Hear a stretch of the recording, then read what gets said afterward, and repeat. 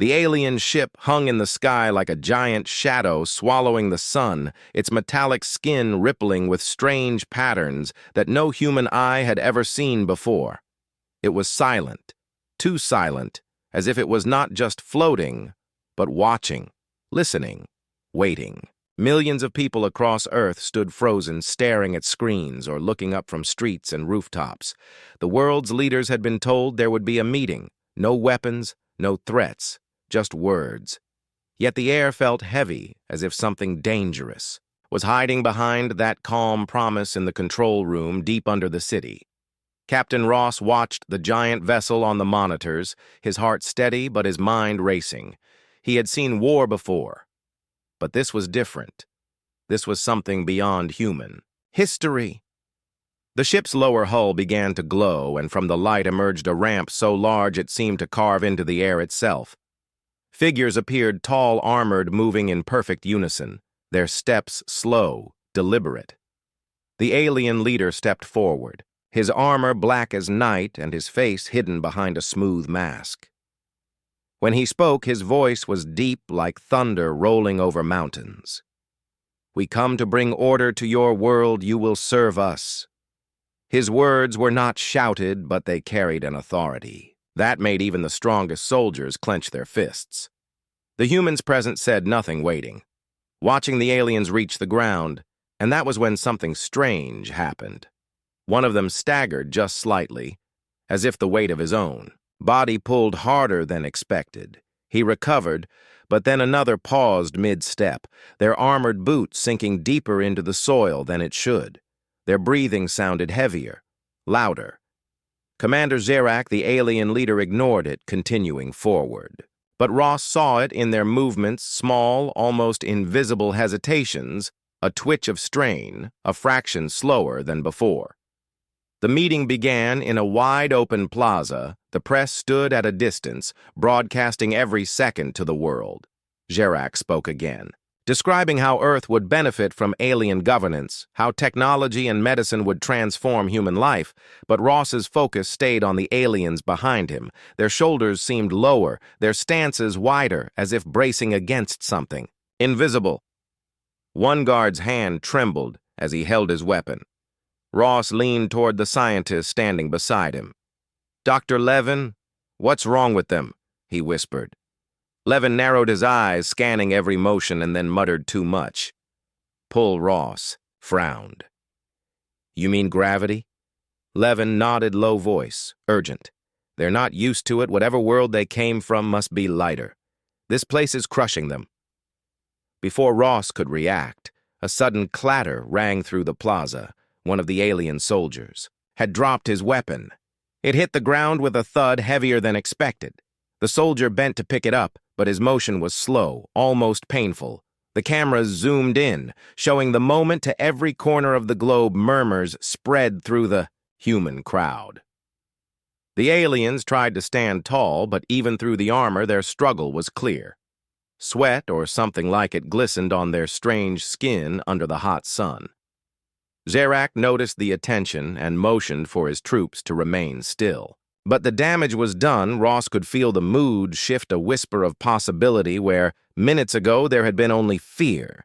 He thought of how the aliens had expected to intimidate humanity with their size and technology, but here on Earth, every step they took was a battle against the very ground beneath them.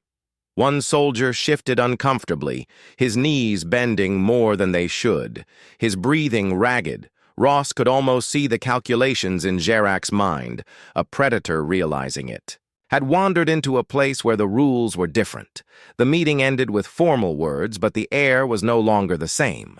The aliens turned back toward their ship, walking slower than before, and every camera caught the sight of the once imposing warriors, now looking heavier, smaller. Ross didn't smile, but inside something sparked. This war, if it came, would not be fought on their terms. Earth itself was already fighting back without firing a single shot in the days after the alien landing. The footage of their first meeting spread across the planet, playing on every news channel and flashing across every phone screen.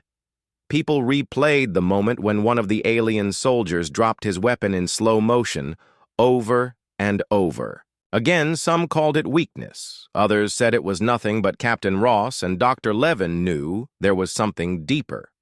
Ross stood in the underground command center with the scientist beside a wall of glowing monitors the aliens had not left orbit.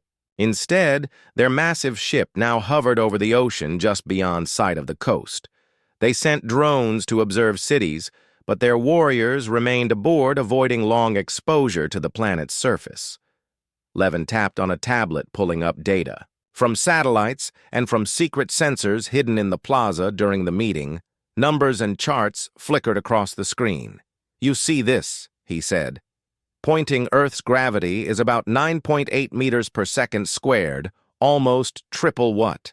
They've adapted to their muscles, and bones aren't built for this. They're like deep sea divers suddenly dragged to the surface." Ross stared at the images. One frame showed an alien guard's posture in the first minute on Earth, and another frame showed him 30 minutes later. The difference was undeniable. The armor looked heavier, the steps shorter in the briefing room. High command debated what it meant. Some generals said it was an opportunity to push. Now others warned that the aliens still had technology far beyond human understanding: orbital cannons, stealth drones, weapons that could level a city in seconds. Ross listened quietly, then spoke.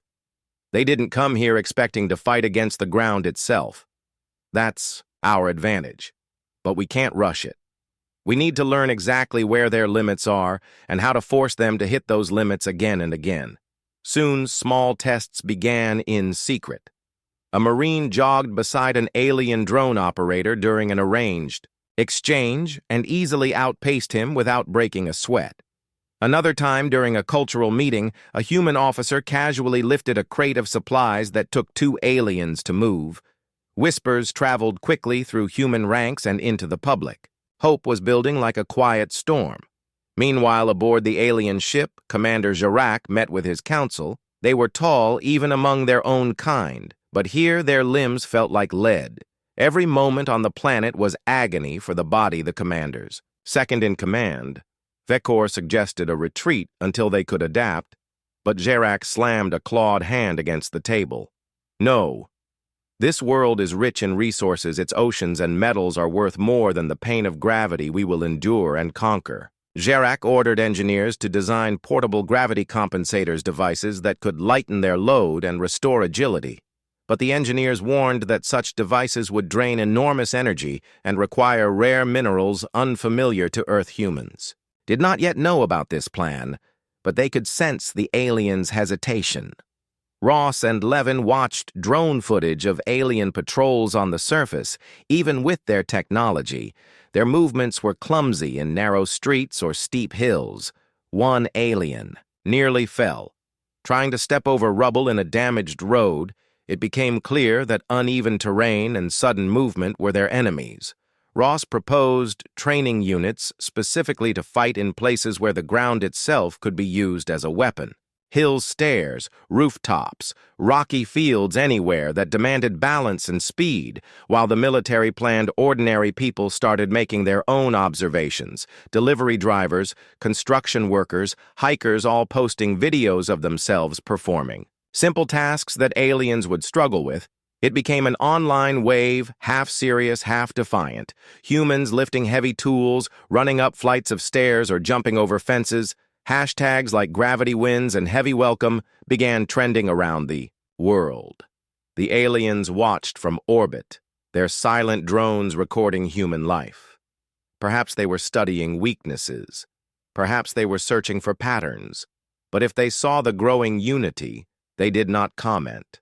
One evening, Ross stood on the balcony of the command center looking at the alien ship's distant silhouette against the stars.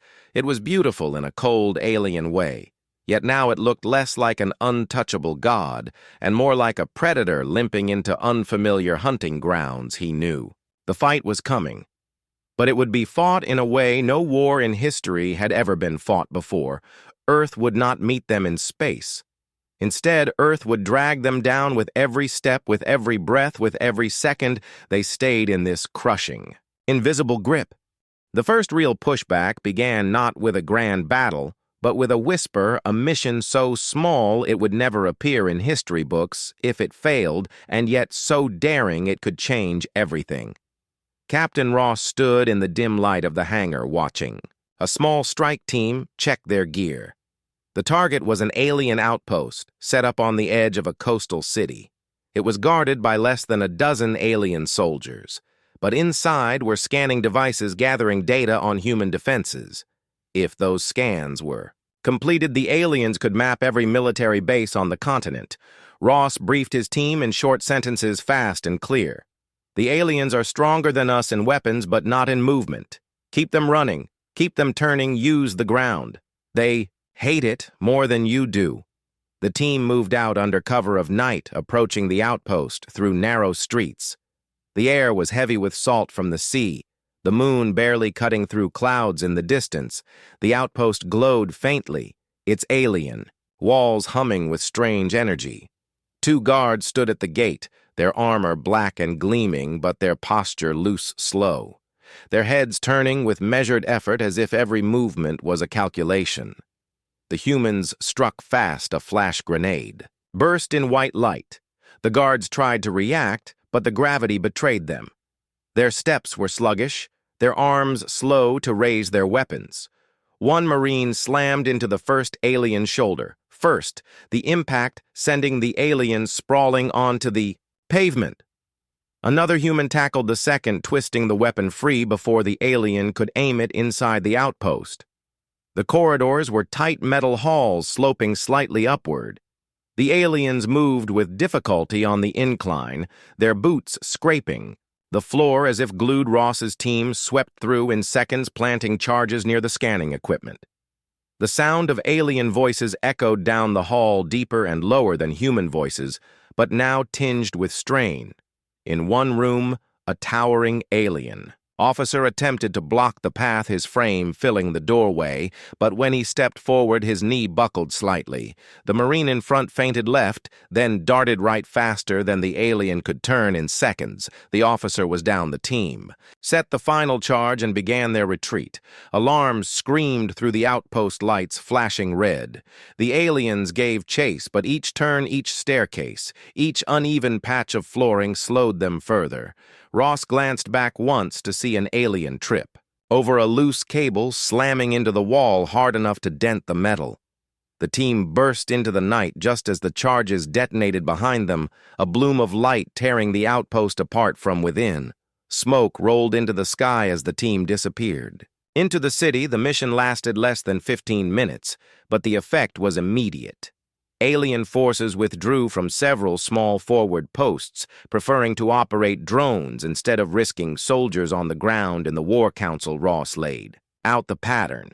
We can't win against their ships, but if we drag them into close quarters on Earth, we win every time they avoid stairs, they avoid slopes, they avoid speed, and if we force all three, they lose. He showed drone footage of the strike. Team moving like water through the tight spaces, while the aliens fought their own bodies with every step. Some generals still worried their orbital cannons could crush any human city in minutes, but Ross argued they would not destroy what they came to take. They wanted Earth intact, and that gave humanity time aboard the alien flagship. Commander Zarak studied the reports in silence. His soldiers were angry. Humiliated, one officer suggested deploying more mechs to fight in place of foot soldiers. But mechs required resources and time. Zarak ordered increased use of air and orbital drones, hoping to avoid more ground losses. Yet inside, he knew the truth. His warriors had never fought an enemy who could turn the planet itself into a weapon. In the days that followed, more small strikes hit alien supply depots, communications towers, and relay beacons, always on foot, always in terrain that punished every alien step. Word spread among human fighters that this war might not be hopeless. After all the fear that had gripped the world during the first landing, began with an idea so simple it almost felt like a joke to the engineers. Yet it became the sharpest blade humanity had against the invaders. If Earth's gravity was already the enemy, then why not make it an active weapon? Captain Ross stood over the table in the underground lab as military engineers sketched designs, heavy counterweights swinging from ceilings, false floors that dropped under armored feet, bridges that tilted suddenly under pressure, all of it designed to force the aliens to fight against their own weakness. Dr. Levin nodded at the plans. The trick isn't killing them fast. It's making them waste every ounce of strength just to stay. Upright Ross approved the designs, and soon work began across cities and hidden bases in old subway tunnels. Engineers set up weighted traps disguised as harmless doors in mountain passes. Teams rolled boulders into precarious positions, ready to drop with a rope pull. Every battlefield would be reshaped to work for humans and against the aliens. The first field test came when alien patrols landed in the ruins of an industrial zone, looking for human resistance fighters. Ross's unit was already waiting hidden among broken buildings. The aliens moved cautiously, their armor gleaming under the dull light of the overcast sky. They stepped into a wide street, and instantly the ground gave way beneath them. The false pavement was a steel. Plate balanced on beams, it dropped only a foot. But the sudden change in level was enough to stagger the entire squad. One fell to his knees. The others scrambled to keep balance. That was when the humans struck. Grenades rolled in from alleys, flashes, and smoke blinding the aliens as humans darted forward faster than their enemies could track them. One alien tried to raise a heavy rifle, but Ross hit him in the chest with a reinforced shield, the force sending the alien sprawling into a wall. After 3 minutes, the patrol was gone and the humans melted away into the ruins. The footage from body cams spread quickly among resistance fighters and civilian networks. Earth had found a way to make every street, every building, every stretch a forest fight for them. But the aliens were not passive. Zarek ordered his engineers to focus entirely on creating portable gravity-reducing devices, small generators to make the pull of Earth feel lighter for his warriors. Prototypes were built, but each was bulky and burned through its power supply in less than an hour. The minerals required to make them last longer were rare and scattered, and sensors detected the highest concentrations in Earth's deep mountain ranges, the Himalayas. The Andes and several Arctic sites. Zarek decided the Himalayas would be the first target. The commander believed humans could not operate effectively in such harsh terrain, but he did not yet understand that this was exactly where humans could fight best. In the meantime, Ross coordinated with resistance cells to prepare for larger engagements. He knew the aliens would change tactics. They would try to avoid ground fighting altogether, instead relying on drones and artillery. But every time, they needed something from Earth's surface. Humans would be ready. Traps became more creative in coastal towns. Nets weighted with iron dropped from fishing cranes, ensnaring alien patrols in forests. Ropes hidden among trees released logs that swung like hammers, striking with the force of a truck. Every victory, no matter how small, spread through the networks. People began to see the invaders not as unstoppable gods, but as creatures who could bleed and stumble. Civilians who once hid indoors now offered food, shelter, and information to resistance fighters. In one operation, a small team in the Rockies lured an alien scout group into a narrow canyon where gravity traps and rolling boulders forced them to fight uphill under constant pressure. None returned to their ship. Zarek studied these failures, his frustration growing with every report. The humans were not just surviving, they were adapting faster than his forces could adjust. In a tense council meeting, he said to his officers, "They are using the planet itself as a weapon. If we cannot master this gravity, we will never hold this world." But his mind was already turning toward the Himalayas, where he believed the minerals for his solution awaited, and where he planned to strike. With overwhelming force, unaware that Ross and his team were already preparing a welcome that would make every step for the invaders feel like climbing into the heart of the planet itself. The alien dropships came like shadows over the white peaks, their black hulls slicing through thin air that burned the lungs of anyone who breathed too deeply. Captain Ross watched from a narrow ridge, his breath steaming in the freezing wind. The Himalayas stretched out before him, endless jagged walls of rock and snow, each peak like a sentinel guarding the sky far below. At the valley floor, alien troops began to disembark from their transports, their movements slow even in the best of conditions. But here, in the thin mountain air, under the crushing pull of Earth, they looked almost fragile. Their armor was thick, their weapons heavy. Every step was a battle before they even saw a single human. Ross and his team had been in place for days. They knew every crevice, every hidden path, every point where a single push could send tons of snow or rock crashing down. The aliens did not know that the very mountains they sought to mine were already set against them. Their goal was clear: the rare minerals deep inside a frozen cavern on the far side of the valley. Minerals, they believed, could power the gravity-compensating devices that might turn the war Ross intended to make sure they never left with a single shard from the first moment. The aliens began their ascent. They were harried by attacks, small squads of humans appearing from behind rocks to fire quick bursts before vanishing into the snow. Each skirmish forced the aliens to give chase, and each chase pulled them into steeper climbs and narrower passes the air. Here was a second enemy. Their breaths turned ragged in minutes. Frost collected on the edges of their armor systems, strained to keep vital organs warm, but nothing could lessen the weight pressing down on them.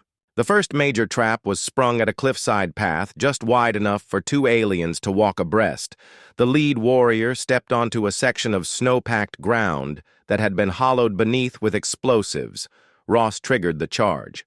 The ground collapsed, dropping the front line into a deep crevasse, their heavy suits making it impossible to climb quickly.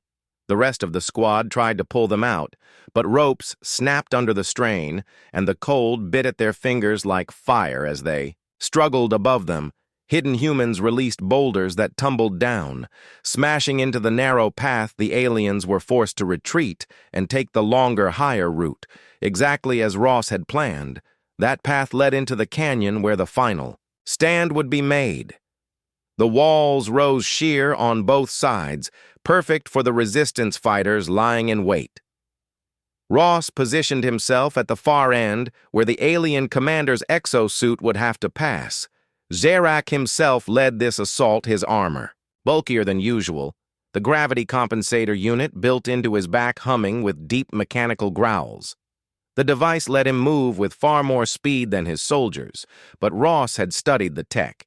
He knew it was powerful, yet unstable. It needed constant cooling and could overload under sustained strain. The canyon fight erupted in a storm of snow and gunfire. Humans used the high ground to rain down bullets, grenades, and weighted nets. The aliens pushed forward step by step, each one slower. Then the last Zerak cut through falling debris, swinging his blade at any human who dared get close. Ross waited until the commander was only a few meters away, then fired a burst directly into the cooling vents of the exosuit. The metal hissed, steam venting wildly. The hum of the gravity unit faltered. Zerak swung at him, but now the weight was returning like a tidal wave. His movement slowing with every heartbeat, Ross sidestepped the heavy strike and slammed his shoulder into the alien. The impact driving him to one knee. The commander roared, trying to rise, but the suit's systems failed completely, gravity crushing him into the snow.